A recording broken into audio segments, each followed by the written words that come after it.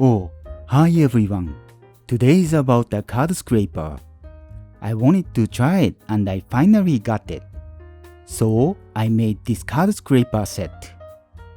Yeah, I got AccuBurr because I didn't know if I can sharpen the card correctly. Well, I was able to afford this typical varnisher too. So I'll share my experience of using both methods, but I know some people have no idea about what I made, so I'll explain this set. I usually do this at the end, but this is a card scraper holder / sharpening vise. To sharpen it, I'll use this jaw to hold the card scraper and clamp it to my bench. Then, when using it as a holder, I put this middle piece here. It's staying in place by magnet, and now I put the card scraper on it. What this middle piece does is, it will protect the card scraper from directly contacting the screw behind when bending the card scraper to use.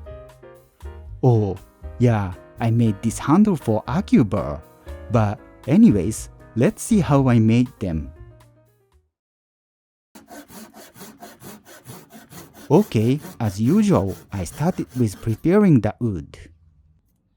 The bows I'm using are cut-offs from my past projects, and I even pre-dimensioned them when I made my shooting board video, so there wasn't much to do. Doing this process by hand tools for the past 2 years, my body gets used to it.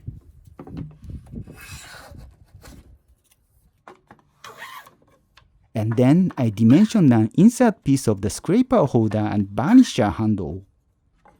I'm thinking to make a smaller version of this jig, so if anyone is interested in how I make it, I can make a video of it. Please let me know. Now I correct the length of each piece. Don't tell me my new woodworking pants are too cool. This is what I got in return of making a sewing box for my wife. Anyways, now I like this end grain shooting board.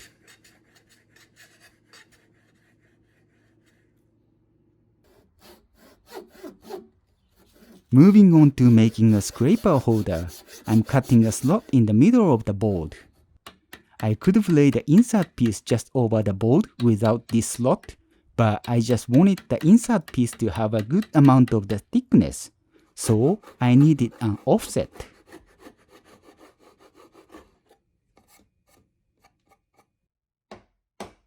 It's just one slot all the way across the board, so it was a quick fabrication.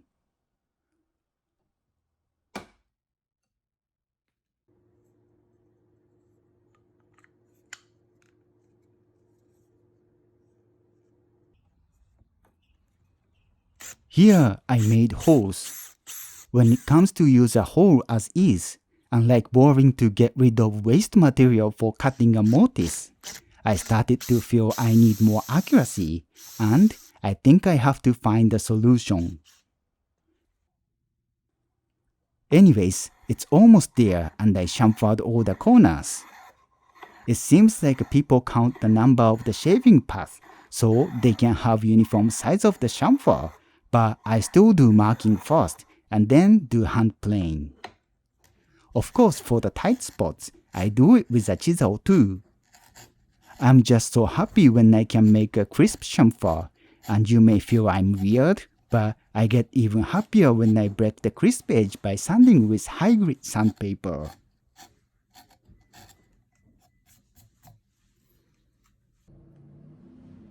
Okay, one more step. I cut the laser for a vise. I found it's easier to use a wide chisel and set the bevel side going against a straight edge.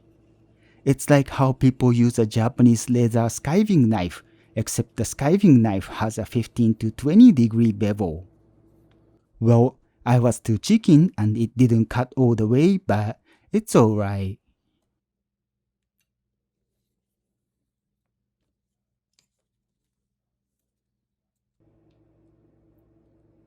Then I used hide glue to put it on the jaw and put insert nuts, And that was it. Now I know I have to do a demonstration. I actually did a practice run 3 times so far, and I'll share my experience. If you are new to a card scraping, don't worry, you can somehow make it work. First of all, the most important thing is the edge has to be square. It can be curved, but again, the edge has to be square. Please think about sharpening a plain iron. It won't create a burr unless at least the bevel side where you are sharpening becomes flat. That means if the edge isn't square, you can't have a good burr to begin with. And now the card is set in my mini vise. Here, the AccuBurr time. I will use this least aggressive groove. All the preparation I did was just sharpen the card scraper to make the edge square, and now I run the AccuBurr.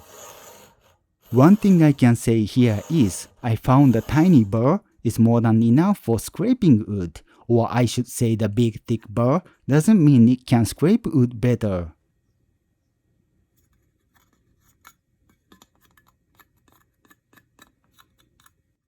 Now I'll use a varnisher. Just like AccuBurr, I didn't do any preparation than sharpening the edge to be square. Okay, here you should move the varnisher sideways while pulling or pushing it. Again, it's like when you sharpen a plain iron. You don't get the burr on the sides of the plain iron from the back and forth sharpening motion, so I believe this sideways motion helps you with creating a burr. Well, like I said, all you need is a tiny burr, and it doesn't even have to be an aggressive angle. At my first try, I tried to create a big burr, and what happened was, to let the burr catch the wood surface, I had to tilt the card scraper a lot, and also I bent it a lot to make a clearance for my hands to hold it. Then, I realized the burr isn't strong enough to take the resistance of scraping wood aggressively. Anyways, here's my test run. The advantage of using AccuBurr is, without any experience, you can have a uniform shape of a burr across the card, so the shavings were very consistent.